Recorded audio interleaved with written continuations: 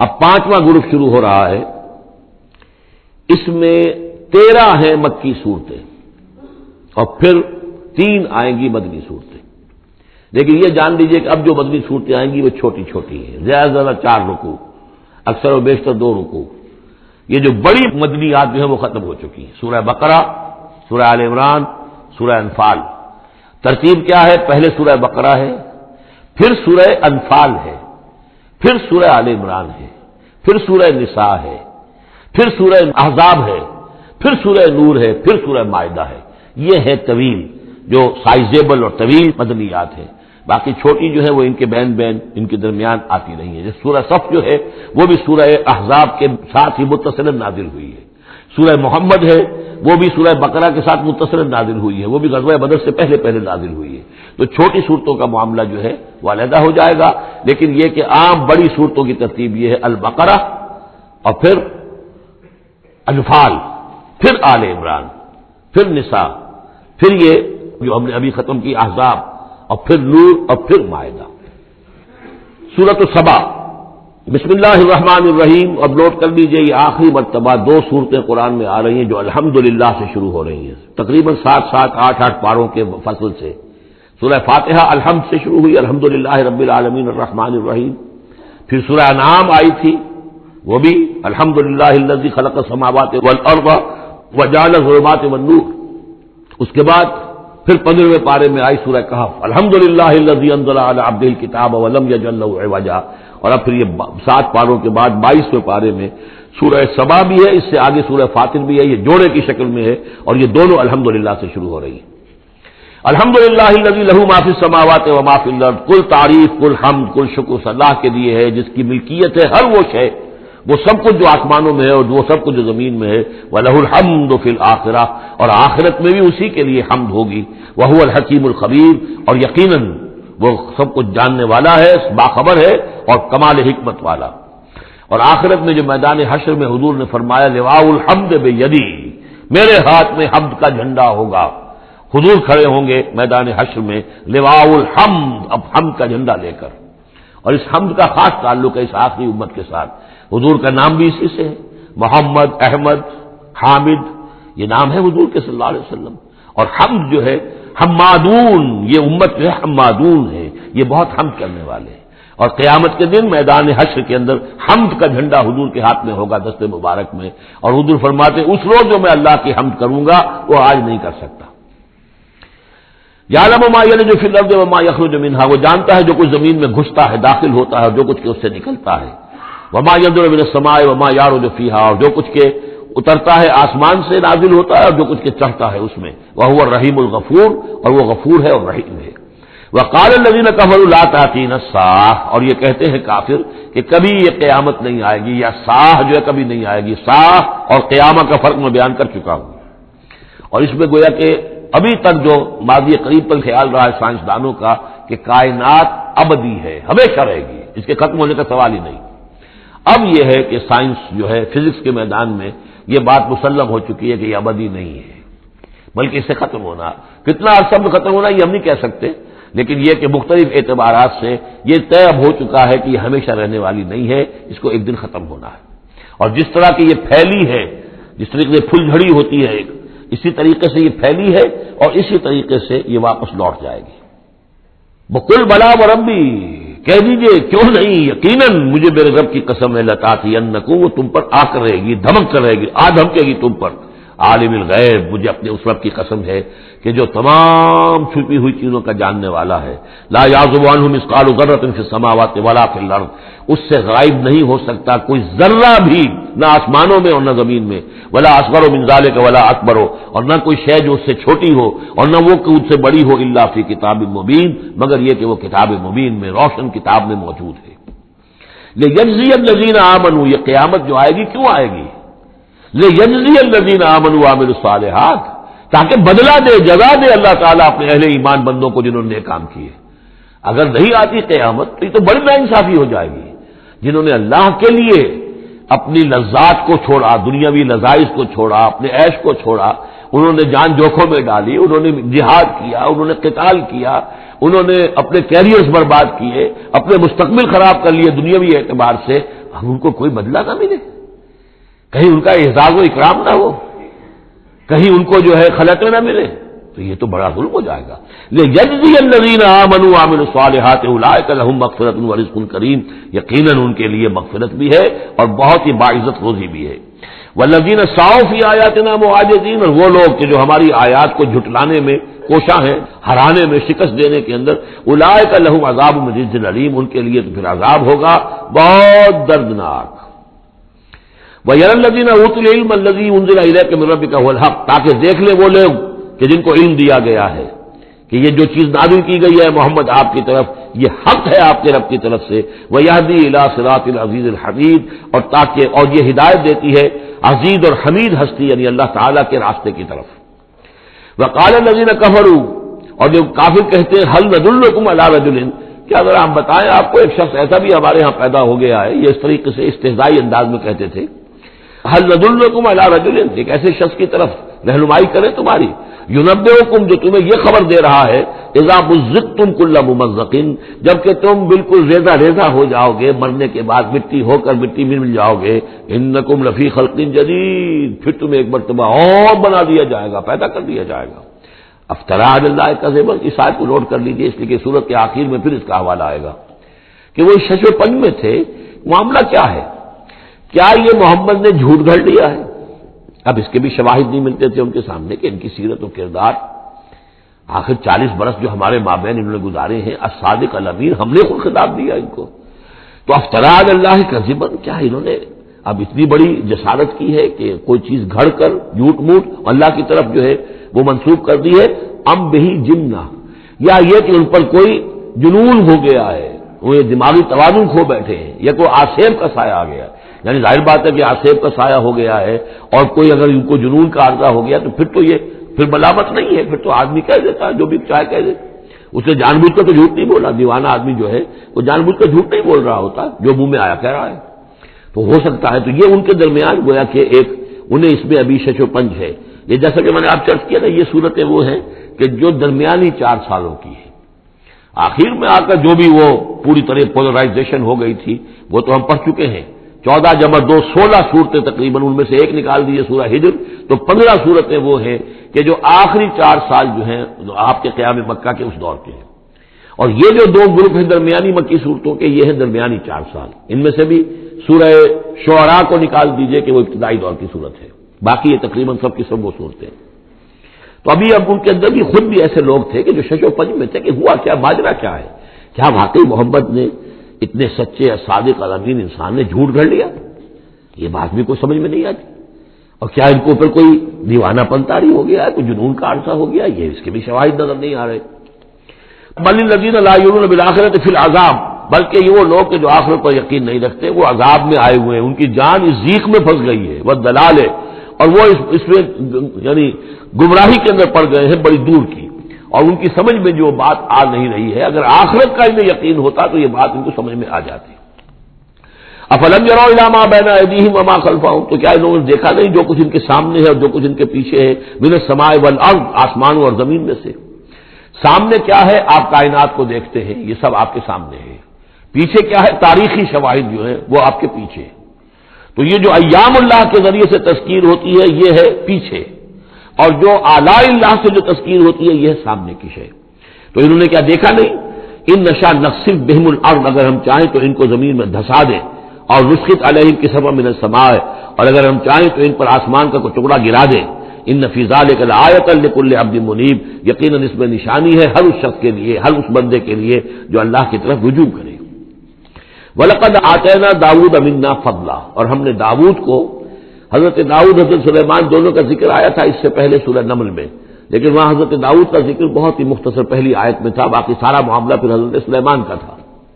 لیکن یہاں اب ذرا حضرت داؤد علیہ السلام کی شخصیت کو زیادہ اور ان کا ایک واقعہ بیان کیا جا رہا ہے۔ وَلَقَدْ آتَيْنَا دَاوُودَ مِنَّا فَضْلًا، اور ہم نے داؤد کو اپنی طرف سے اپنے خاص خزانہ فضل سے بڑا فضل عطا کیا تھا۔ یا جبال اوبی ماہ والطیر، اور ہم نے حکم دے دیا تھا پہاڑوں کو بھی اور پرندوں کو بھی کہ ان کے ساتھ آواز میں آواز ملا کر حمد کے ترانوں میں ان کے ساتھ شامل ہو جائیں۔ یہ تعویب کہتے ہیں ترجیح، لوٹانا،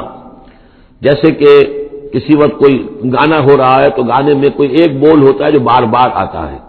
اور یہ کہ اس کو پھر بہت سے لوگ مل کر گاتے ہیں، کوئی ایک گانے والا ہے یا گانے والی ہے، عام گانا مین تو اس کا ہے، لیکن کوئی درمیان میں ایسی چیز آتی ہے کہ جس کو وہ سب کے سب مل کر آواز میں پھر اس کو دہراتے ہیں، یہ ہے تعویب۔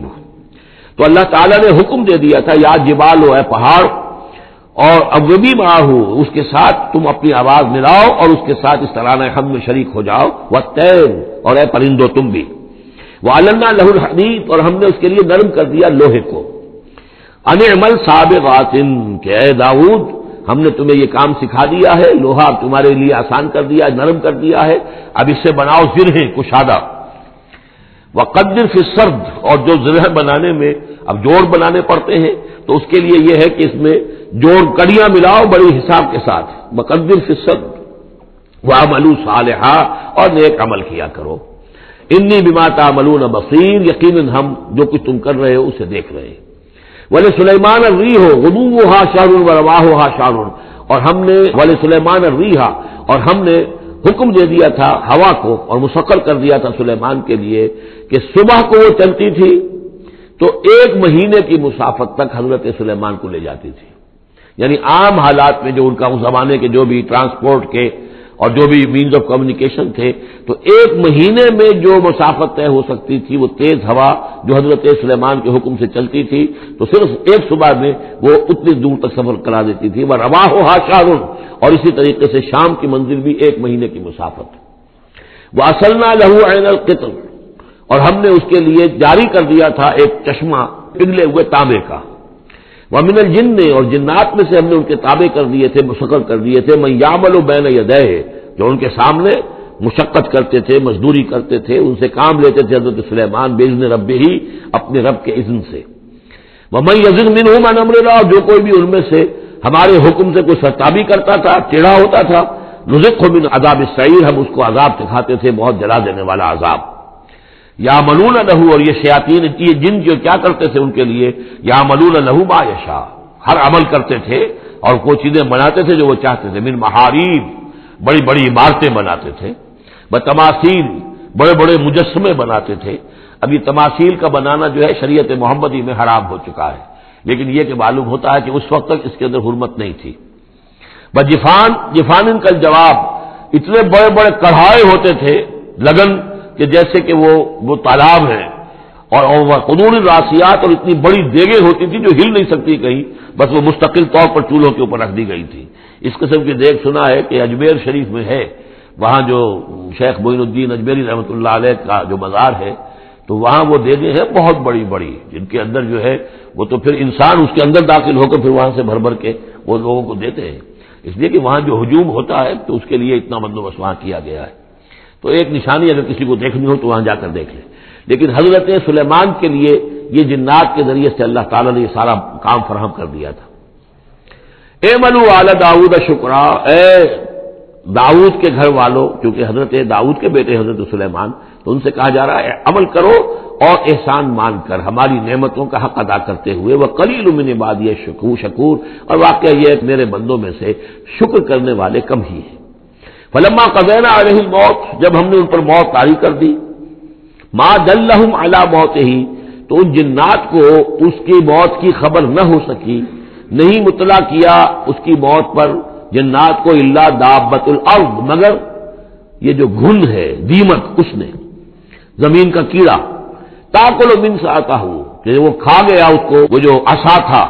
جس کو ٹیک لگا کر حضرت داؤد کھڑے تھے، جان قبض ہو چکی ہے، انتقال کر گئے لیکن وہ کھڑے رہے وہاں پر، اور جب وہ عصا جو ہے وہ دیمک چٹ کر گئی اور وہ عصا گرا، ٹوٹا، اور پھر حضرت سلیمان کا جسد جو ہے وہ گرا تو انہیں معلوم ہوا۔ فلما خرّا، تو جب وہ گر پڑے، تبینت الجن، تو اب معلوم ہو گیا جنات کو، اللہ کانوا یعلمون الغیب، اگر انہیں علم غیب حاصل ہوتا، ما لبثوا فی العذاب المہین، تو وہ اس عذاب مہین میں نہ رہتے اتنے عرصے تک، وہ یہی سمجھ رہے تھے کہ یہ کھڑے ہوئے ہیں سلیمان، لہذا جو بھی کام جو لگا رکھا ہے وہ کام کر رہے ہیں۔ لقد کان لسبع فی مسکنہم آیہ، اسی طرح قوم سبا کے لیے بھی ان کے مسکن میں، ان کے وطن میں ہماری ایک نشانی تھی۔ یہ قوم سبا یمن میں آباد تھی، اور ان کے ہاں یوں سمجھیے کہ 2 سلسلے باغات کے چلے گئے تھے سینکڑوں میل تک، اور بہت عمدہ باغات، پہاڑی علاقہ ہے، بہت بند بنائے تھے انہوں نے، اور یہ کہ یہ تقریباً 800 قبل مسیح کے زمانے میں یہ بند بنائے گئے ہوں، حضرت مسیح سے 800 برس قبل، اور ایک بہت بڑا بند تھا سد معارب۔ لیکن یہ کہ پھر اس قوم کے اندر ناشکری پیدا ہوئی، پھر جو بھی ہوتا ہے زوال اخلاقی اور دینی مذہبی جو آیا، اس کے نتیجے میں اللہ تعالیٰ نے اسی بند کا جو ہے ان کے اوپر سیلاب، جیسے خدا نہ خواستہ آج بھی کوئی بڑا ڈیم جو ہے اگر ٹوٹ جائے تو کیا ہوگا، کیا قیامت آئے گی،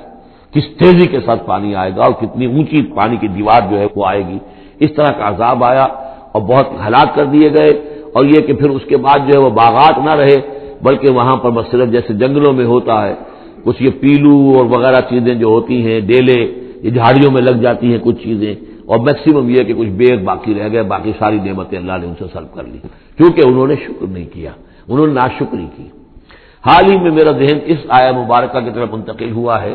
پاکستان کی تاریخ کے حوالے سے کہ جنتین، اللہ نے ہمیں بھی 2 باغ دیے تھے، ایک مشرقی پاکستان، ایک مغربی پاکستان،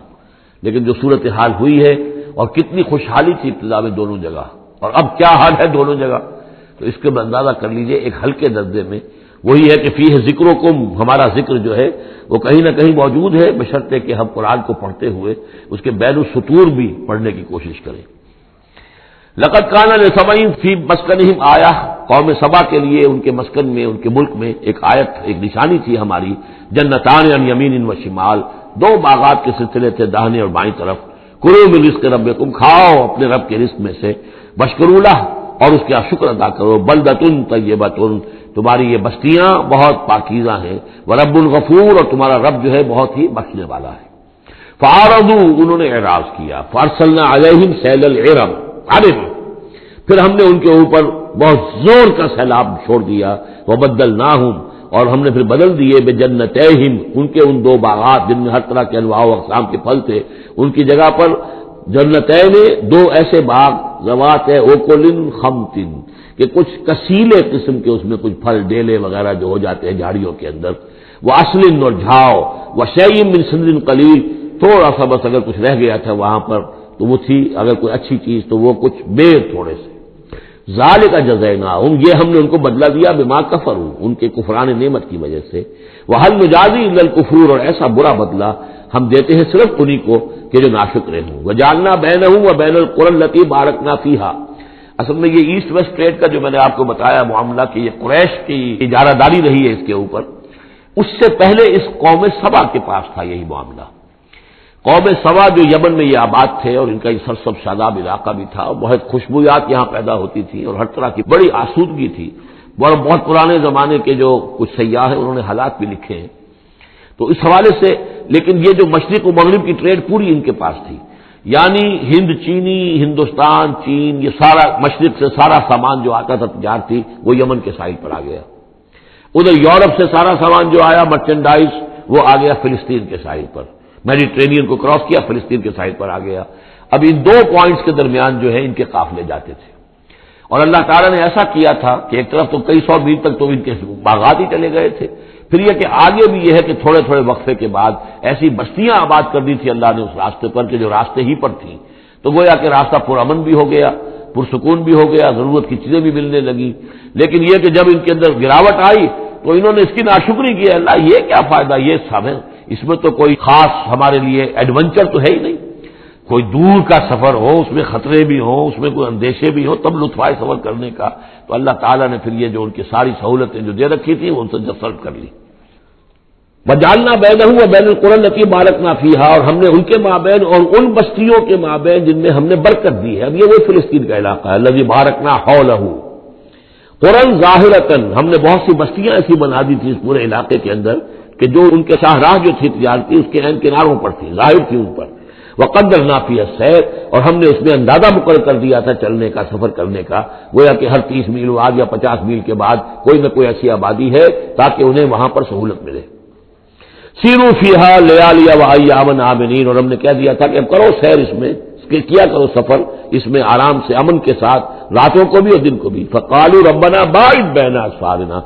پروردگار ذرا ہمارے سفروں کے اندر جو ہے وہ ذرا لمبائی پیدا کر دے، دوری پیدا کر دے، وظلموا انفسہم، اور انہوں نے اپنے آپ پر ظلم کیا، فجعلناہم احادیث، تو اب ہم نے انہیں صرف کہانیاں بنا دیا، اب ان کی کہانیاں رہ گئی ہیں، ان کی تاریخ کے اندر داستانیں رہ گئی ہیں، اب ان کا کوئی نام و نشان نہیں رہا۔ وَمَزَّقْنَاهُمْ كُلَّ مُمَزَّقٍ، اور ہم نے ان کو ریزہ ریزہ کر دیا، ختم کر دیا، منتشر کر دیا، اس لیے کہ جب یہ بند ٹوٹا ہے اور سیلاب آیا ہے، یہ آیا ہے کوئی 450 عیسوی میں، یعنی حضور کی ولادت سے لگ بھگ سمجھیے 125 برس پہلے، اور حضور پر جب وحی شروع ہوئی تو تقریباً اسے 150 یا 160 برس پہلے، اور اس کے بعد سے پھر قریش کو یہ ساری تجارت جو ہے مل گئی۔ اب ان کے قافلے جاتے تھے شمال اور جنوب میں، یمن اور فلسطین کے مابین، تو اس لیے یہ زیادہ حضور صلی اللہ علیہ وسلم کی پیدائش سے اور آپ کے زمانے سے زیادہ پرانا واقعہ نہیں ہے۔ وَمَزَّقْنَاهُمْ، اس کے بعد یہاں سے یہ لوگ چلے گئے، خود اوس اور خزرج کے قبیلے جو ہیں یہ بھی یمن ہی سے آ کر آباد ہوئے ہیں اس مدینہ منورہ میں، اور جو عراق وغیرہ کے قبائل ہیں وہ بھی یہاں سے نکل کر جا کر عرب قبائل آباد ہوئے۔ یمن بہت زیادہ بہت بڑا مرکز رہا تہذیب کا، تمدن کا، عرب تہذیب و تمدن کا بہت بڑا گہوارہ۔ وَلَقَدْ صَدَّقَ عَلَيْهِمْ إِبْلِيسُ ظَنَّهُ، اور یقیناً ابلیس نے ان کے بارے میں، ان فی ذلک لآیات لکل صبار شکور، یقیناً اس میں نشانیاں ہیں ان لوگوں کے لیے جو صبر کرنے والے اور شکر کرنے والے ہیں۔ وَلَقَدْ صَدَّقَ عَلَيْهِمْ إِبْلِيسُ ظَنَّهُ، اور یقیناً ابلیس نے ان کے بارے میں اپنے اس گمان کو سچا کر دکھایا۔ فَاتَّبَعُوهُ إِلَّا فَرِيقًا مِّنَ الْمُؤْمِنِينَ، تو ان سب نے ہی پیروی کی اس ابلیس کی سوائے تھوڑا سا ایک جماعت اہل ایمان کی۔ وَمَا كَانَ لَهُ عَلَيْهِمْ مِّن سُلْطَانٍ، لیکن اس ابلیس کو ان پر کوئی اختیار حاصل نہیں تھا۔ اِلَّا لِنَعْلَمَ مَن يُؤْمِنُ بِالْآخِرَةِ، یہ تو ہم نے جو اس کو مہلت دے رکھی ہے کہ وہ ورغلائے، دھوکہ دے، سب باغ دکھائے، وہ بھی اس لیے تاکہ ہم دیکھ لیں، واضح ہو جائے کون ہے کہ جو آخرت پر یقین رکھتا ہے، ممن ہوا منہا فی شک، ان سے علیحدہ کر لیں ہم ان کو کہ جو آخرت کے بارے میں شک میں مبتلا ہے۔ وَرَبُّكَ عَلَىٰ كُلِّ شَيْءٍ حَفِيظٌ، اور یقیناً آپ کا پروردگار جو ہے وہ ہر چیز پر نگران اور نگہبان ہے۔ قُلِ ادْعُوا الَّذِينَ زَعَمْتُم مِّن دُونِ اللَّهِ لَا يَمْلِكُونَ مِثْقَالَ ذَرَّةٍ فِي السَّمَاوَاتِ وَلَا فِي الْأَرْضِ وَمَا لَهُمْ فِيهِمَا مِنْ شِرْكٍ وَمَا لَهُ مِنْهُمْ مِنْ ظَهِيرٍ۔ صدق اللہ العظیم۔ اے نبی، ان مشرکین سے کہیے کہ پکارو جن کو بھی تم نے گمان کیا ہے کہ وہ اللہ کے سوا تمہارے مددگار ہیں یا تمہارے اولیاء ہیں یا تمہارے دیوی ہیں یا دیوتا ہیں۔ لا یملکون مثقال ذرۃ فی السماوات ولا فی الارض، انہیں کوئی اختیار حاصل نہیں ہے ایک ذرے کے ہم وزن بھی، نہ آسمانوں میں نہ زمین میں۔ ما لہم فیہما من شرک، ان کا کوئی شرک جو ہے، ان کا کوئی ساجھا نہیں ہے، کوئی شریکہ نہیں ہے زمین اور آسمان کے معاملے میں اللہ کے ساتھ۔ وما لہ منہم من ظہیر، اور نہیں ہے ان میں سے کوئی بھی اللہ کا مددگار۔ یہ ایک دوسری شکل ہے کہ اللہ تعالیٰ کے بارے میں ایک گمان تو یہ تھا کہ اس کے کچھ پیارے اور لاڈلے ایسے ہیں کہ جن کی بات وہ نہیں ٹال سکتا، چاہے وہ بیٹیاں ہیں، انہوں نے فرشتوں کو اللہ کی بیٹیاں قرار دیا، یا یہ کہ اور اولیاء اللہ ہیں یا اور ہیں بزرگ ہستیاں ہیں، تو ان کی سفارش سے ہم بچ جائیں گے۔ اور دوسرا ایک تصور یہ بھی رہا ہے اس مشرکانہ پورے اوہام کے سلسلے میں کہ ایک اللہ تو ہے بہت بڑا اللہ، وہ تو سب سے قابو یافتہ ہے، سب سے اوپر ہے، اس کائنات کا خالق مالک تو وہی ہے، لیکن اس نے چھوٹے اپنے نائبین رکھے ہوئے ہیں، یعنی یہ جو ان کا ذہن تھا کہ آخر ایک چھوٹی سی مملکت بھی ہوتی ہے تو بادشاہ کے کچھ ایسے منصبدار بھی تو ہوتے ہیں، کوئی سپہ سالار بہت بڑا ہے، فوجی لیڈر ہے، تو اس کے چھوٹے چھوٹے اس کے جو اور آفیسرز ہیں اور جو اس کے جو بھی سالار ہیں، تو آخر ان کا بھی کچھ عمل دخل ہوتا ہے۔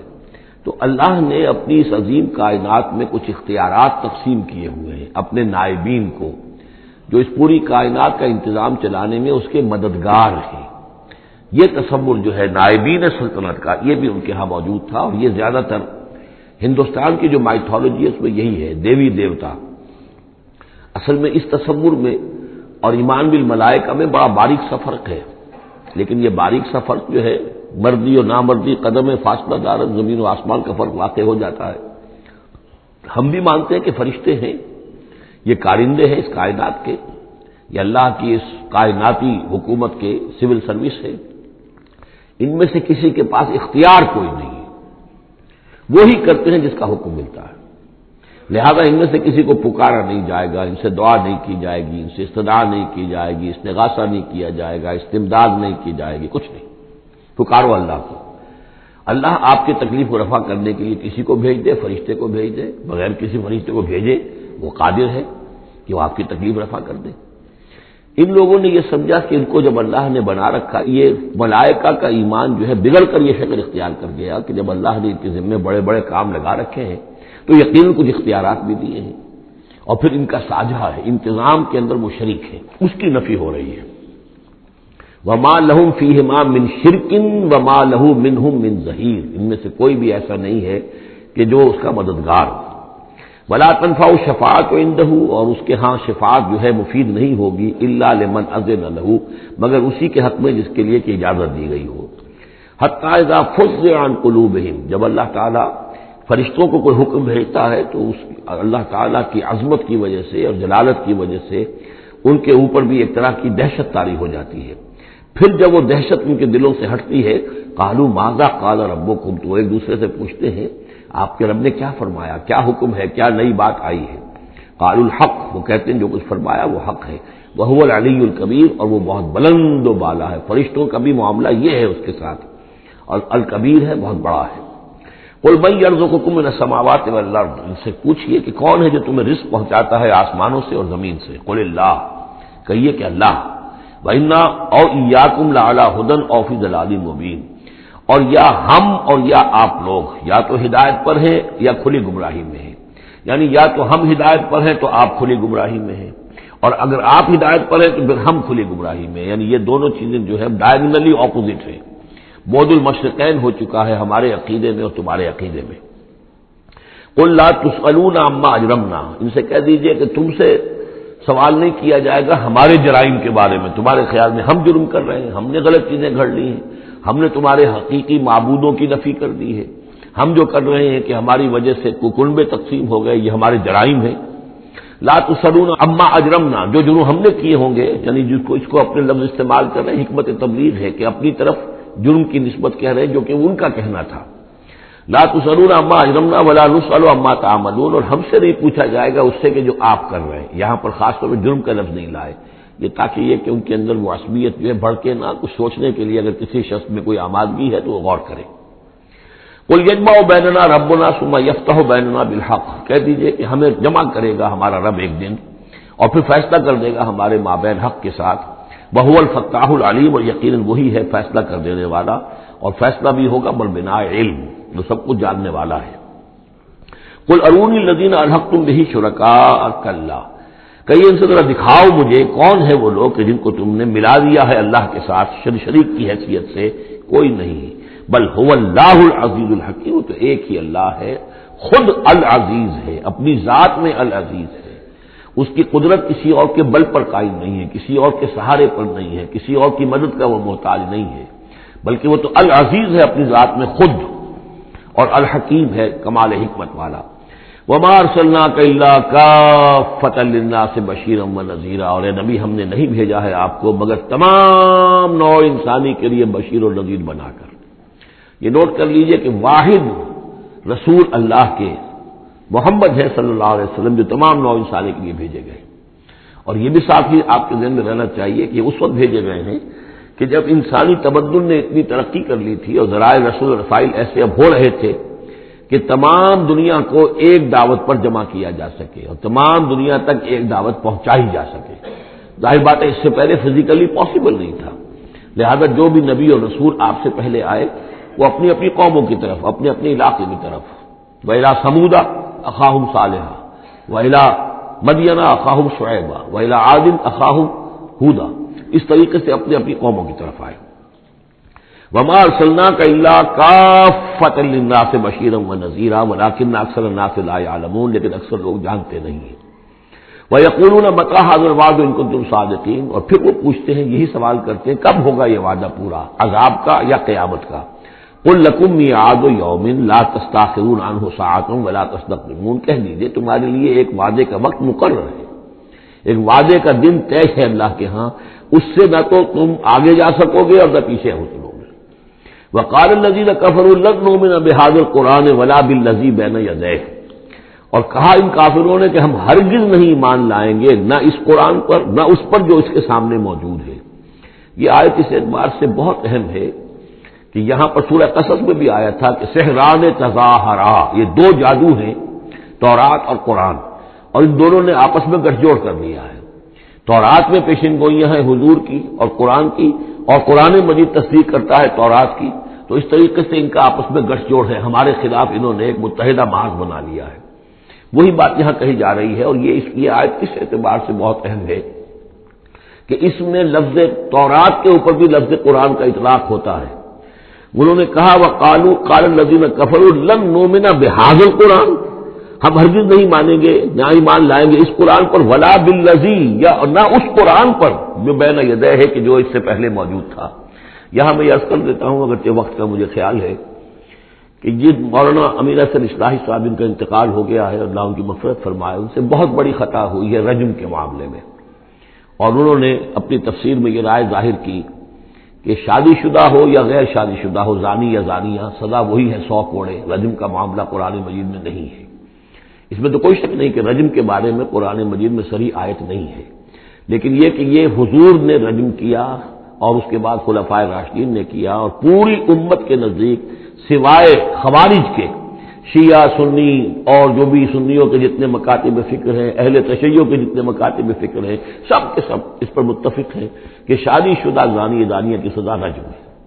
ہمارا ان سے خطا ہوئی ہے، لیکن میں نے انہیں خط لکھا تھا، میں جلدی اسے شائع بھی کر دوں گا۔ اصل میں ایک جو حدیث آتی ہے حضرت عمر رضی اللہ تعالیٰ عنہ سے، اور حدیث بخاری کی ہے، کہ انہوں نے یہ کہا کہ یہ آیت قرآن میں موجود تھی، ہم اسے پڑھا کرتے تھے، گویا کہ یہ رجم کی آیت قرآن میں تھی، ہم اسے پڑھا کرتے تھے، بعد میں وہ منسوخ ہو گئی، تو منسوخ التلاوت ہوئی ہے، منسوخ الحکم نہیں ہوئی ہے۔ اس حدیث پر انہوں نے بہت زیادہ حملہ کیا ہے، بہت زیادہ، کہ ظاہر بات ہے قرآن مجید میں کوئی آیت تھی اور منسوخ ہو گئی، اور یہ بات جو ہے وہ ظاہر بات ایسی ہے کہ جو بظاہر کو قبول کرتے ہوئے انسان کو کافی کچھ سوچنا پڑتا ہے، تردد ہوتا ہے۔ تو میں نے انہیں خط لکھا تھا کہ اصل میں اس حدیث میں اگر ہم قرآن کا لفظ جو حضرت عمر فاروق رضی اللہ تعالیٰ عنہ نے استعمال کیا ہے، اس میں تورات مراد لیں، تورات میں یہ آیت تھی، اور ظاہر بات ہے کہ تورات کی بھی قرآن مجید نے جس چیز کی نفی نہیں کی ہے، یہ بار بار میں آپ کو بتاتا آ رہا ہوں کہ وہ چیز کہ جو حضرت موسیٰ علیہ السلام کی شریعت میں کہ جو بھی احکام تھے ان میں سے جس حکم کی نفی نہیں ہوئی ہے وہ حکم قائم ہے۔ قتل مرتد کا معاملہ بھی اسی قبیل سے ہے، اور رجم جو ہے زانی زانیہ اگر شادی شدہ ہو تو اس کو رجم کرنے کی سزا جو اس کا معاملہ بھی اسی سے متعلق ہے۔ اور اس کے لیے دلیل یہ ہے کہ اس حدیث میں جو لفظ قرآن آیا ہے تو وہاں قرآن سے مراد اس قرآن کے بجائے وہ قرآن جو پہلے سے تھا۔ اور آپ کے علم میں ہوگا ایک واقعہ یہ بھی بیان کیا جاتا ہے، یہ حدیث ہے کہ ایک مرتبہ حضور کے سامنے حضرت عمر رضی اللہ تعالیٰ عنہ تورات لے کر آئے اور پڑھ رہے تھے، تو حضور کو غصہ بھی آیا، اور آپ نے فرمایا کہ اگر موسیٰ بھی اس وقت موجود ہوتے تو انہیں میری پیروی کرنی ہوتی۔ تو یہ بات بالکل صحیح ہے، جس چیز کا حکم قرآن میں آ گیا ہے اس کو تورات منسوخ نہیں کر سکتی، اور اس میں تورات کا کوئی اور حکم ہے تو اس کو ریفر کرنے کا یا اس کو کوٹ کرنے کا کوئی فائدہ نہیں ہے۔ لیکن یہ کہ قرآن مجید میں تورات کو بھی قرآن قرار دیا جا رہا ہے، اس اعتبار سے اگر حضرت عمر نے تورات کی آیت کے بارے میں اس حدیث میں اگر ہم یہ مان لیں کہ لفظ قرآن استعمال کیا ہے تو وہ سارا اشکال ختم ہو جائے گا۔ اس اعتبار سے یہ آیت بہت اہم ہے۔ وقال الذين كفروا، کہا ان کافروں نے، لن نؤمن بهذا القرآن، نہیں مانیں گے ہرگز ہم نہ اس قرآن کو، ولا بالذي بين يديه، نہ اس کو جو اس سے پہلے موجود ہے، ولو ترى اذ الظالمون موقوفون عند ربهم، اور کاش کہ تم دیکھتے جب یہ ظالم کھڑے کیے جائیں گے اپنے رب کے سامنے، یرجع بعضهم الى بعض القول، اب یہ ایک دوسرے کے اوپر الزام ڈالیں گے، وہ ان کے اوپر ڈالے گا، وہ ان پر ڈالے گا۔ یقول الذين استضعفوا للذين استكبروا، تو جو لوگ پسماندہ تھے، دبے ہوئے تھے، کمزور تھے، وہ اپنے مستکبرین سے کہیں گے، اپنے چودھریوں سے، سرداروں سے، لولا انتم لکنا مومنین، اگر آپ لوگ نہ ہوتے تو ہم ایمان لے آئے ہوتے۔ وہ عوام الناس، جیسے کہ میں بارہا عرض کرتا رہا ہوں کہ یہ لوگ جو ہیں اپنے عوام کو حضور سے برگشتہ کرنے کے لیے کس کس طرح کی باتیں کرتے تھے۔ لولا انتم لکنا مومنین، یہ آج ہمیں روز بد دیکھنا نہ پڑتا، اگر آپ لوگ نہ ہوتے تو ہم ایمان لے آتے۔ قال الذين استكبروا للذين استضعفوا، جواباً کہیں گے وہ مستکبرین ان کمزوروں سے، اور نحن صددناکم عن الہدی، کیا ہم نے روکا تھا تمہیں ہدایت سے، بعد اذ جاءکم، جبکہ وہ تمہارے پاس آ گئی تھی، بل کنتم مجرمین، تم خود ہی مجرم تھے، تمہارے اندر ہی خباثت موجود تھی۔ وقال الذين استضعفوا للذين استكبروا، اور پھر جواب دیں گے وہ لوگ کہ جو دبے ہوئے تھے، جو پیچھے چلنے والے تھے، پسماندہ تھے، ان لوگوں سے جو مستکبرین تھے، بل مکر اللیل والنہار، بل تمہاری تو دن رات کی جو تھی یہی سازش تھی، یہی پروپیگنڈا تم کرتے تھے، اسی طرح کی کوششیں کرتے تھے، استعمروننا، تم تو ہمیں حکم دیتے تھے نکفر باللہ ونجعل لہ اندادا کہ ہم اللہ کا کفر کریں اور ہم اس کے مد مقابل قرار دے دیں. وہ اسر الندامت لما راوا العذاب، اور پھر وہ اپنی ندامت کو چھپانے کی کوشش کریں گے جبکہ وہ عذاب کو دیکھ لیں گے. وجعلنا الاغلال فی اعناقہم، اور ہم نے ان کی گردنوں کے اندر طوق ڈال دیے ہیں الذین کفروا، ان منکروں کے. هل یجزون الا ما كانوا يعملون، اور انہیں بدلہ ملے گا اور بدلے میں وہی پائیں گے جو عمل کے انہوں نے کیے تھے. وما ارسلنا فی قریۃ من نذیر الا قال مترفوها، اور نہیں بھیجا ہم نے کسی بھی بستی اور کسی شہر میں کوئی ڈرانے والا، خبردار کرنے والا، مگر یہ کہ وہاں کے جو آسودہ حال لوگ تھے، جو دولت مند لوگ تھے، انہوں نے کہا انا بما ارسلتم به کافرون، جو چیز آپ دے کر بھیجے گئے ہیں ہم اس کا انکار کرتے ہیں. وقالوا نحن اکثر اموالا واولادا، ان کا کہ ہمارے پاس کثرت کے ساتھ مال ہے، اولاد ہے. وما نحن بمعذبین، اگر اللہ نے ہمیں مال دیا ہے، اولاد دی ہے، تو ظاہر بات ہے کہ اللہ ہمیں پسند کرتا ہے، اللہ کے ہم منظور نظر ہیں تبھی تو ہے، لہذا اب ہم پر کوئی عذاب نہیں آئے گا. قل ان ربی یبسط الرزق لمن یشاء ویقدر، کہہ دیجئے کہ میرا پروردگار اس دنیا کے رزق کو تو جس کے لیے چاہتا ہے پھیلا دیتا ہے. یہ ضروری نہیں ہے کہ جس کو دولت دی ہوئی ہو وہ اللہ کا پیارا ہی ہو، اللہ کا منظور نظر ہو. یہ دنیا کی تو اس شے کے بارے میں جیسا کہ حدیث میں آتا ہے کہ اگر کل دنیا میں جو کچھ ہے، دنیا و ما فیہا کی اگر وقت ایک مچھر کے پر کے برابر بھی ہوتی ہے اللہ کی نگاہ میں، تو وہ یہاں کسی کافر کو ایک گھونٹ پانی میں نہ دیتا. تو اللہ کی نگاہ میں تو اس کی کوئی حیثیت نہیں ہے. اس لیے وہ تو میرا رب جس کے لیے چاہتا ہے بساط جو ہے بچھا دیتا ہے اور اس کو وسیع کر دیتا ہے، وہ یقدر جس کے لیے چاہتا ہے کم کر دیتا ہے. ولکن اکثر الناس لا یعلمون، لیکن اکثر لوگ علم نہیں رکھتے کہ اس چیز کا کوئی تعلق اس سے نہیں ہے کہ کون اللہ کا منظور نظر ہے، کون اللہ کا مقرب بارگاہ ہے. وما اموالکم ولا اولادکم بالتی تقربکم عندنا زلفیٰ، اور یہ دیکھو تمہارے اموال اور اولاد وہ چیزیں نہیں ہیں جن کے ذریعے سے کہ تم ہمارا قرب حاصل کر سکو. الا من آمن، ہمارا قرب حاصل کرنے والے تو وہ لوگ ہیں جو ایمان لائیں اور نیک عمل کریں. وعمل صالحا فاولئک لهم جزاء الضعف، ان کو ملے گا دگنا بدلہ، دگنی جزا. بما عملوا وهم فی الغرفات آمنون، ان کے اعمال کا دگنا انہیں جزا ملے گی اور وہ اونچے جھروکوں کے اندر جو ہیں اور بالا خانوں کے اندر امن سے رہیں گے. والذین یسعون فی آیاتنا معاجزین، اور وہ لوگ جو بھاگ دوڑ کر رہے ہیں، جد و جہد کر رہے ہیں، کوشش کر رہے ہیں ہماری آیات کو شکست دینے کی، آیات کو ناکام بنانے کی. یہ آیات تو آ رہی ہے کہ ایمان ان کے ذریعے سے پھیلے اور لوگ جو ہیں وہ اندھیروں سے نکل کر روشنی میں آئیں، لیکن جو لوگ اس عمل کے راستے میں رکاوٹیں ڈالنے کے لیے بھاگ دوڑ کر رہے ہیں، اولئک فی العذاب محضرون، یہ وہ لوگ ہیں جو عذاب میں پکڑے جائیں گے اور عذاب میں لا کر حاضر کر دیے جائیں گے. قل ان ربی یبسط الرزق لمن یشاء من عبادہ، پھر کہیے یہی بات کہ میرا رب جو ہے اپنے بندوں میں سے جس کے لیے چاہتا ہے رزق کشادہ کر دیتا ہے، ویقدر له، اور جس کے لیے چاہتا ہے تنگ کر دیتا ہے یا ناپ تول کر دینے لگتا ہے. وما انفقتم من شیء فهو یخلفه، اور جو بھی کچھ تم خرچ کرتے ہو اللہ کی خوشنودی کے لیے، اللہ کی رضا کے لیے، وہ تمہیں لوٹا دیتا ہے. یعنی ایک تو اس کا اجر ہے، وہ تو آخرت میں ملے گا، 10 گنا ملے گا، 100 گنا ملے گا، 700 گنا ملے گا. ایک دنیا میں بھی اللہ تعالیٰ اس کا بدل تمہیں دے دیتا ہے. یعنی اس معاملے میں تنگ دل نہ ہو، جو کچھ تم دو گے اللہ کی راہ میں کیا پتہ ہے کہ اس سے کیسی کیسی برکتیں تمہارے مال میں پیدا ہو جائیں. اللہ تعالیٰ کے معاملات جو ہیں وہ یہ ہے کہ اس دنیا میں بھی وہ نقد بھی تمہیں اس کا جو ہے بدل دے دے گا. وہو خیر الرازقین، اور یقیناً وہ بہترین رزق دینے والا ہے. ویوم یحشرہم جمیعا، اور جس دن کہ وہ جمع کرے گا ان سب کو، ثم یقول للملائکۃ، اور پھر کہے گا فرشتوں سے، اہؤلاء ایاکم کانوا یعبدون، کیا یہ لوگ آپ لوگوں کو پوجتے رہے ہیں؟ آپ کو میری بیٹیاں قرار دیا تھا اور آپ کو پوجتے تھے. قالوا سبحانک انت ولینا من دونہم، وہ کہیں گے اللہ تیری ذات پاک ہے اور تو ہمارا ولی ہے، ان سے ہمارا کوئی سروکار نہیں، ان سے ہمارا کوئی تعلق نہیں، ہمارا تعلق تیری ذات سے ہے، تو ہمارا ولی ہے، ہمارا آقا ہے، ہمارا مالک ہے، ہمارا کچھ پناہ ہے. بل کانوا یعبدون الجن، اصل میں تو یہ جنوں کی عبادت کرتے تھے. یہ اپنے خیال میں فرشتوں کی کر رہے تھے، حقیقت میں جنات کے ساتھ ان کا رابطہ تھا اور انہیں وہ مغالطہ تھا کہ وہ فرشتوں کے نام انہوں نے لے لیے. بل کانوا یعبدون الجن اکثرهم بهم مؤمنون، ان کی اکثریت جو ہے وہ جنات پر ایمان رکھتی تھی. فَالْيَوْمَ لَا يَمْلِكُ بَعْضُكُمْ لِبَعْضٍ نَفْعًا وَلَا ضَرًّا، تو آج کے دن تم میں سے کوئی کسی دوسرے کے لیے نہ کسی نفع کا اختیار رکھتا ہے اور نہ کسی ضرر کا. وَنَقُولُ لِلَّذِينَ ظَلَمُوا ذُوقُوا الْعَذَابَ النَّارِ الَّتِي كُنتُم بِهَا تُكَذِّبُونَ، اور ہم کہیں گے ان ظالموں سے، کافروں اور مشرکوں سے، اب چکھو آگ کے عذاب کا مزہ جس کو کہ تم جھٹلایا کرتے تھے. وَإِذَا تُتْلَىٰ عَلَيْهِمْ آيَاتُنَا بَيِّنَاتٍ، جب انہیں پڑھ کر سنائی جاتی ہیں ہماری روشن آیات، قَالُوا مَا هَٰذَا إِلَّا رَجُلٌ يُرِيدُ أَن يَصُدَّكُمْ، وہ کہتے ہیں کہ یہ کوئی ایک انسان ہے، ایک مرد ہے، ایک شخص ہے، وہ چاہتا ہے یصدکم عما کان یعبد آباؤکم، وہ روکنا چاہتا ہے تمہیں ان سے کہ جن کو تمہارے آباء و اجداد پوجتے رہے ہیں۔ وقالوا ما ھذا الا افک مفترا، اور وہ کہتے ہیں کہ نہیں ہے مگر جھوٹ ہے، انہوں نے گھڑ لیا ہے، ایسے ہی بات جو ہے گھڑ لی ہے کہ مجھ پر وحی آ رہی ہے۔ وقال الذين كفروا للحق لما جاءوا من هذا الا سحر مبين، اور جو حق ان کے پاس آیا اس کو ان کافروں نے قرار دیا کہ یہ تو کچھ نہیں ہے سوائے جادو کے، کھلا جادو ہے۔ وما آتیناہم من کتب یدرسونھا، ہم نے انہیں کوئی کتابیں نہیں دی ہوئی کہ جس میں انہوں نے پڑھا ہو، یعنی ان کے پاس کوئی کتاب ہوتی جس میں لکھا ہوتا کہ یہ لات عزا منات یہ دیویاں ہیں، یہ دیوتا ہیں، ان کو ہم نے یہ اختیارات دیے ہیں، ذرا پیش کرو نا، اگر کوئی کتاب ہے، کوئی صحیفہ ہے، کہیں ہے۔ وما آتیناہم من کتب یدرسونھا وما ارسلنا الیہم قبلک من نذیر، اور اے نبی آپ سے پہلے ہم نے ان کے ہاں کوئی خبردار کرنے والا نہیں بھیجا، 3000 سے اوپر سال گزر گئے کہ ان کے ہاں کوئی نبی نہیں آیا، کوئی رسول نہیں آیا۔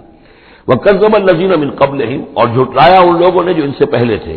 وَمَا بَلَغُوا مِعْشَارَ مَا آتَيْنَاهُمْ، اور یہ تو جو کچھ ہم نے انہیں دیا تھا اس کے 10ویں حصے تک نہیں پہنچے،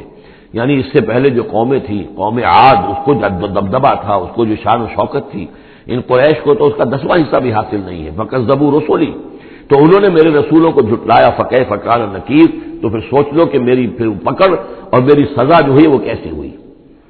قل انما اعظکم، اس آیت کا تعلق ہے آیت نمبر 8 سے، جو شروع میں آیا تھا کہ کچھ لوگ کہتے تھے کہ مسئلہ کیا ہے، یعنی ہر طرح کے لوگ موجود تھے وہاں پر، ایسے لوگ بھی تھے کہ جو ابھی اس شش و پنجی میں تھے کہ یہ معاملہ کیا ہے، کیا ان کا دماغی توازن کہیں بگڑ گیا ہے، کہیں کوئی جنون کا عارضہ ہو گیا ہے، یا یہ کہ یہ خود جان بوجھ کر جھوٹ بول رہے ہیں۔ تو جان بوجھ کر جھوٹ بولنا بھی کوئی سمجھ میں نہیں آتا، ان کی سیرت و کردار، ان کی پوری زندگی جو ہے وہ تو اس کے ساتھ کوئی مطابقت نہیں رکھتی کہ اتنا بڑا جھوٹ بول دیں۔ کبھی چھوٹے سے چھوٹے معاملے میں کبھی جھوٹ نہیں بولا انہوں نے، اور صادق الامین کا خطاب تو ہم نے خود دیا انہیں۔ یہ کیسے ہو گیا، کیا ہوا؟ ابھی وہ اسی شش و پنج میں تھے، اب اس پر اللہ تعالیٰ کی طرف سے یہ بات آ رہی ہے، اور جیسا کہ میں ایک لفظ استعمال کیا کرتا ہوں کہ لوگوں کو آمادہ کیا جائے کہ وہ اپنے گریبانوں میں جھانکیں، ذرا غور کریں، سوچیں، کیونکہ اگر بغیر سوچے سمجھے جو بھی عصبیت جاہلی ہے، اپنی جو بھی روایات ہیں، اپنے جو بھی موروثی عقائد ہیں ان کی حمایت میں لڑ رہے ہیں، ذرا کسی طرح آمادہ ہو جائیں کہ سوچیں، غور کریں، اس کے لیے یہ آیات بڑی اہم ہے۔ قل انما اعظکم بواحدہ، اے نبی ان سے کہیے میں تمہیں ایک بات کی نصیحت کرتا ہوں، میری ایک بات مانو، ان تقوموا للہ مثنی و فرادا، تم ذرا تھوڑی دیر کے لیے رکو اللہ کے لیے اور اللہ سے دعا مانگو، مثنی و فرادا، دو دو یا ایک ایک، علیحدہ علیحدہ یا دو دو، ثم تتفکروا، پھر ذرا تم غور کرو، سوچو، ما بصاحبکم من جنہ، تمہارے جو یہ ساتھی ہیں، یہ محمد جو ہے صلی اللہ علیہ وسلم، ان کے اندر کوئی جنون کا عارضہ نہیں ہے، انہیں کوئی دماغ ان کا خراب نہیں ہوا ہے، کہیں کوئی آسیب کا سایہ نہیں، ان کی زندگی دیکھو، بڑی منضبط زندگی ہے، بڑی پاک اور صاف زندگی ہے، ستھری زندگی ہے، ان کے معمولات کو دیکھو، کوئی شخص جس سے جنون کا عارضہ ہو جائے تو اس کے کچھ اور شواہد بھی تو ہوتے ہیں۔ ان هو الا نذیر لکم بین یدی عذاب شدید، وہ نہیں ہے سوائے اس کے کہ وہ تو ایک خبردار کرنے والے ہیں تمہارے لیے ایک عذاب کے آنے سے پہلے پہلے، بین یدی عذاب شدید، ایک بہت سخت سزا کے آنے سے پہلے پہلے تمہیں خبردار کرنے والے ہیں، اس کے علاوہ ان کی کوئی حیثیت نہیں۔ قل ما سألتکم من اجر، اے نبی ان سے ایک بات اور کہیے، میں نے تم سے کوئی اجرت طلب نہیں کی۔ شاعر جو ہے تم سے وہ انعامات لیتے ہیں، قصیدہ کہتے ہیں تو وہ چاہتے ہیں کہ کچھ ان کو دو شالے دیے جائیں، اسی طریقے سے اور کوئی کہانی سنانے آتا ہے تو وہ بھی کوئی اجرت مانگتا ہے۔ میں نے تو آج تک تم سے میں تمہیں یہ اللہ کا کلام سنا رہا ہوں جسے تم بھی کہتے ہو کہ بہت ہی حسین کلام ہے، فصیح و بلیغ کلام ہے، تو میں نے کبھی تم سے کوئی اجرت مانگی ہے؟ قل ما سألتکم من اجر فهو لکم، تو جو بھی اجرت میں نے تم سے کوئی مانگی وہ تمہیں کو مبارک ہو، تم وہ رکھو، یعنی یہ نفی کی انتہا ہے، اگر میں نے کوئی اجرت مانگی ہو تو وہ تم رکھو اپنے پاس، میں نے اس کہنے کا مطلب یہ کہ میں نے تم سے کبھی بھی کوئی اجرت نہیں مانگی۔ ان اجری الا علی اللہ، میری اجرت، میرا اجر تو اللہ کے ذمے ہے، وہو علی کل شیء شہید، اور ہر چیز پر گواہ ہے، نگران ہے۔ قل ان ربی یقذف بالحق، یہ وہی مضمون ہے جو اس سے پہلے آ چکا ہے، بل نقذف بالحق علی الباطل، کہہ دیجئے کہ میرا رب باطل کا کوڑا دے مارتا ہے، علی الباطل، علی الباطل کو یہاں پر محذوف سمجھیے، ان ربی یقذف بالحق علی الباطل، کیونکہ وہاں سورہ انبیاء میں یہ لفظ آ چکا ہے، علام الغیوب، اور وہ تمام غیبوں کا جاننے والا ہے۔ قل جاء الحق، اور کہہ دیجئے کہ حق آیا، آ گیا ہے، یعنی یہ کہ یہ چند سالوں کی بات ہے، اللہ کے دین کا غلبہ ہوگا اس پورے جزیرہ نما عرب میں۔ وما یبدی الباطل، اور جھوٹ جو ہے، باطل جو معبود ہے وہ تو نہ کسی چیز کو پہلے پیدا کرتے ہیں، وما یعید، اور نہ ہی اعادہ کر سکتے ہیں۔ قل ان ضللت، ان سے کہیے کہ اگر میں بہک گیا ہوں بالفرض، فانما اضل علی نفسی، تو ظاہر بات ہے کہ پھر میرے اوپر ہی اس کا وبال آئے گا، اس کی تکلیف جو آئے گی مجھ پر آئے گی۔ وان اهتدیت، اور اگر مجھے میں ہدایت پر ہوں، فبما یوحی الی ربی، تو یہ ہدایت جو ہے یہ مجھے ملی ہے اس وحی کے طفیل جو میرا رب مجھ پر کر رہا ہے۔ یہ بہت ہی متواضعانہ انداز ہے، یعنی یہ کہ اگر میں بہک گیا ہوں تو ساری اس کی شرارت میرے نفس کی ہوگی اور اس کا وبال بھی مجھ پر آئے گا، اور اگر کوئی ہدایت ہے تو میں یہ نہیں کہتا کہ یہ میں نے حاصل کی ہے اور میں نے سمجھی ہے اور میں نے اس تک رسائی حاصل کی، نہیں، یہ مجھے میرے رب نے دی ہے۔ وَإِنِ اهْتَدَيْتُ فَبِمَا يُوحِي إِلَيَّ رَبِّي، تو جو میرا رب میری طرف وحی کرتا ہے اس کی بنا پر مجھے ہدایت ملی ہے۔ إِنَّهُ سَمِيعٌ قَرِيبٌ، یقیناً وہ سننے والا ہے اور قریب ہے۔ وَلَوْ تَرَىٰ إِذْ فُزِعُوا فَلَا فَوْتَ، اب وہی جو فضا الاکبر، جب وہ وقت آئے گا جب تم دیکھو گے جب یہ گھبرائیں گے، ان زلزلۃ الساعۃ شیء عظیم، جب فضا اکبر آئے گا، فلا فوت، تو پھر کہیں بچ کر بھاگنا ممکن نہ ہوگا، وَأُخِذُوا مِن مَّكَانٍ قَرِيبٍ، جیسے کہ کوئی ہاتھ لمبا سا ہو اور ان کو پکڑ کر لے آئے جبکہ یہ بھاگنے کی کوشش کر رہے ہوں۔ وَقَالُوا آمَنَّا بِهِ، اور پھر کہیں گے اس پر ہم ایمان لے آئے۔ وَأَنَّىٰ لَهُمُ التَّنَاوُشُ، اب کہاں ان کی رسائی ہو سکتی ہے ایمان تک؟ اب تناول اور تناوش ہم معنی الفاظ ہیں، اب تو وہ گیا معاملہ، وقت گزر گیا، وہ تو امتحان کا جو عرصہ تھا وہ ختم ہو چکا۔ وَأَنَّىٰ لَهُمُ التَّنَاوُشُ مِن مَّكَانٍ بَعِيدٍ، وہ تو گیا، بہت دور چلا گیا، وہ جو موقع تھا ایمان لانے کا وہ اب ختم ہو چکا۔ وَقَدْ كَفَرُوا بِهِ مِن قَبْلُ، انہوں نے اس کا کفر کیا تھا پہلے۔ وَيَقْذِفُونَ بِالْغَيْبِ مِن مَّكَانٍ بَعِيدٍ، اور وہ خام خواہ کے تیر تکے چلا رہے تھے دور کی جگہ سے، یعنی اندھیرے میں ٹامک ٹوئیاں مار رہے تھے، انہیں کیا ہو گیا ہے، یہ جھوٹ بول لیا ہے، انہوں نے گھڑ لیا ہے، یا ان کو کہ جن آ گیا ہے، یا وہ شاعر ہے، یا کوئی جو کوئی اپنا غلام رکھا ہوا ہے اس سے ڈکٹیشن لے رہے ہیں، یہ سب تیر تکے یہ چلاتے رہے اور قرآن کا اور محمد کا انکار کرتے رہے، تو اب ایمان لانے کا کوئی فائدہ نہیں۔ وَحِيلَ بَيْنَهُمْ وَبَيْنَ مَا يَشْتَهُونَ، اور حائل کر دیا جائے گا، رکاوٹ ڈال دی جائے گی ان کے اور ان کی پسندیدہ چیزوں کے مابین۔ جنت میں لہم ما یشاؤون فیہا، جو چاہو گے وہاں ملے گا، لکم ما تشتہی انفسکم، جو بھی تمہاری جی چاہیں گے، جتنی بھی چیزیں انسان کو مرغوب ہے سب جنت میں فراہم کی جائیں گی، لیکن اب یہ لوگ دور کر دیے گئے، محروم کر دیے گئے۔ وحیل بینہم وبین ما یشتہون، جو بھی ان کی پسندیدہ چیزیں ہیں اب ان سے یہ محروم کر دیے گئے اور دور کر دیے گئے۔ کما فعل باشیاعہم من قبل، جیسے کہ ان کے ہی طریقے پر چلنے والے جو اور قومیں اور گروہ تھی، جس طریقے سے ان کا حشر ہو چکا ہے۔ انہم کانوا فی شک مریب، وہ لوگ بھی ایسے ہی تھے کہ جو شک میں پڑے رہے اور ان کے دماغوں میں دغدغے ہی جنم لیتے رہے اور شکوک و شبہات ہی میں رہے، اور حق کی طرف آ کر اس کی تصدیق کرنے کی توفیق انہیں نصیب نہیں ہوئی۔ بارک اللہ لی ولکم فی القرآن العظیم ونفعنی وإیاکم بالآیات والذکر الحکیم۔